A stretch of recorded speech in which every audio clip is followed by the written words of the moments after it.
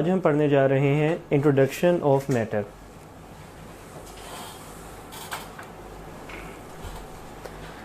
इसमें हम states of matter के बारे में पढ़ेंगे, प्रॉपर्टीज़ ऑफ गैसेस के बारे में, after that units of pressure, pressure के कौन कौन से यूनिट्स हैं और उनमें क्या रिलेशन है।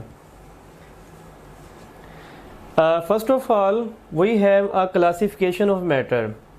मैटर को दो बुनियाद पर क्लासीफाई किया जा सकता है, on the basis of form और स्टेट और on the basis of purity.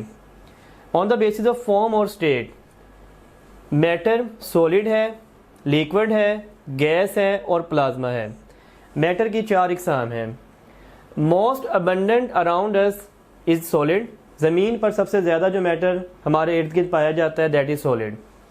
Liquid are less common due to narrow range of temperature and pressure. Liquid हमेशा दो टेम्परेचर रेंज के दरमियान एग्जिस्ट करता है।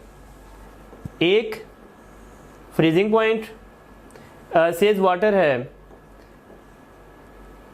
0 डिग्री पे इसने फ्रीज हो जाना है, सॉलिड बन जाना है, और 100 डिग्री पे इसने बॉयल होके गैस बन जाना है। तो इसकी एक रेंज है जिसके दरमियान ये एग्जिस्ट करता है। हर लिक्विड की एक रेंज होती है जिसके दरमियान वो एग्जिस्ट करता है, और बहुत सारे लिक्विड की ये रेंज बहुत नैरो होती है। That is why they are less common than other state of matter. Gas most simplest form of matter, matter में सबसे सादा किस्म गैस है। और plasma most reactive form of matter, जितने भी मैटर हैं उनमें सबसे ज़्यादा रिएक्शन करने वाला दैट इज़ प्लाज्मा। मैटर को आप प्योरिटी की बुनियाद पर क्लासीफाई करते हैं। अगर मैटर बिल्कुल प्योर फॉर्म में हो दैट इज सब्सटेंस, वो सब्सटेंस कहलाएगा, और अगर मैटर इम्प्योर फॉर्म में हो तो वो मिक्सचर कहलाएगा। Difference between solid, liquid and gases. Solid, liquid और गैस में बुनियादी तौर पर शेप और वॉल्यूम का डिफरेंस है। Solid have definite shape and definite volume. Liquid में कोई ख़ास शेप नहीं होता, ये कंटेनर का शेप अडॉप्ट कर लेते हैं। जैसा कंटेनर का शेप होगा वैसे ही लिक्विड का शेप, लेकिन लिक्विड का ख़ास वॉल्यूम होता है, ये अपना एक मखसूस वॉल्यूम रखते हैं। गैस में ना ही डेफिनेट शेप है और ना ही डेफिनेट वॉल्यूम है, ये शेप भी कंटेनर का अडॉप्ट करेंगे और ये वॉल्यूम भी कंटेनर का अडॉप्ट करेंगे। जितनी अवेलेबल स्पेस हो ये इसमें फैल जाते हैं गैस। प्रॉपर्टीज ऑफ गैसेज, हम डिस्कस करेंगे गैसेज में क्या प्रॉपर्टीज होती हैं। और ये बात शुरू की हमने क्वेश्चन से, गैसोलीन गैशियस फॉर्म में and water in the form of gas form dash mixture. Heterogeneous, homogeneous, they form compound, they do not form mixture. Gases always form homogeneous mixture. कोई भी गैस है जिस मर्जी कलर की है वो हमेशा जब आपस में मिक्स होंगी they form homogeneous mixture. The actual volume of the gas molecule is nearly dash % as compared to the total volume occupied by the gas 1%, 0.1%, 2%, 5%। Actually जो गैस का एक्चुअल साइज या वॉल्यूम है वो नेग्लिजिबल होता है as compare to volume of the container, and that is nearly 0.1%।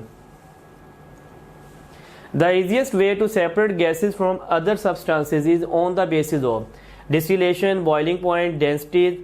By chemical reaction, gases can easily be separated on the basis of their densities। यही वजह है कि जब आप गैसेस को सेपरेट करना चाहें किसी लिक्विड या किसी सॉलिड से, तो ये खुद ब खुद अपने वजन की बुनियाद पर सेपरेट होती हैं, ऊपर की जानिब आती हैं।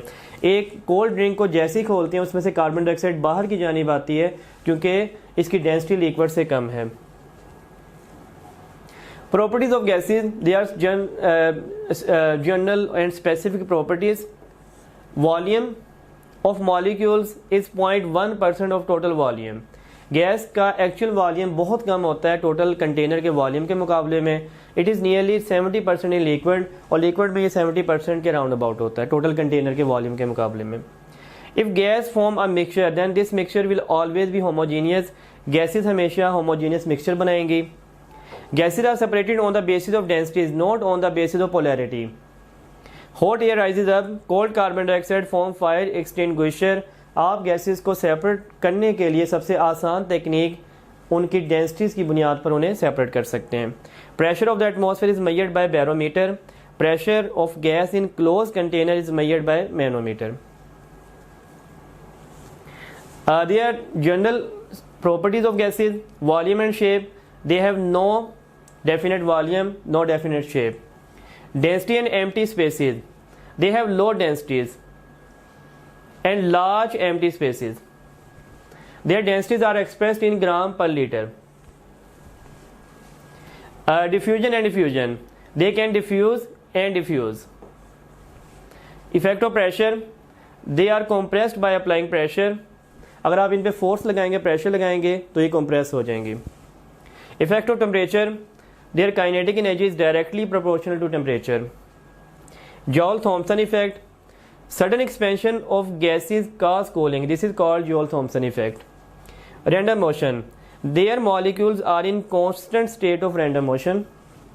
Separation, gas molecules are widely separated from each other. They have large empty space among their molecules. Units of pressure,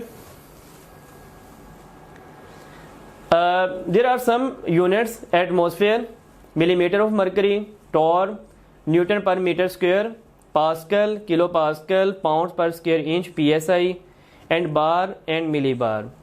ये इनकी एब्रीविएशन है. ATM को ATM इस तरह जाहिर किया जाता है: millimetre of mercury, torr, newton पर metre square, pascal, kilo pascal, pounds per square inch, and bar and milli bar.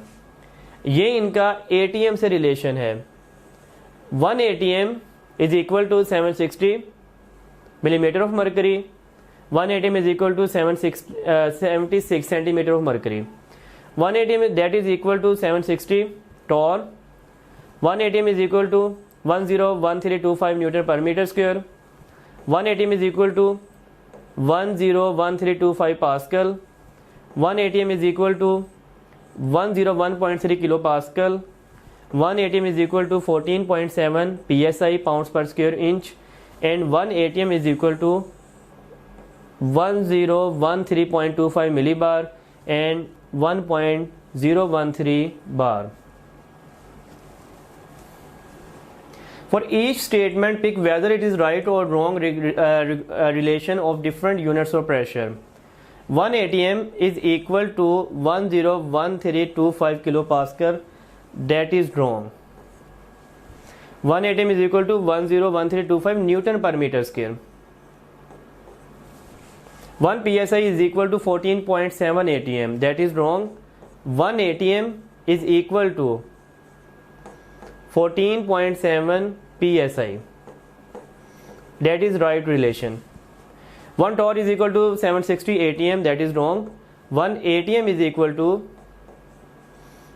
760 torr. Pascal and Newton per meter square have same values. That is right. Pascal और newton पर metre square की same value होती है. आप यहाँ table में देख सकते हैं. पास्कल और न्यूटन पर metre square have same value 101325 101325.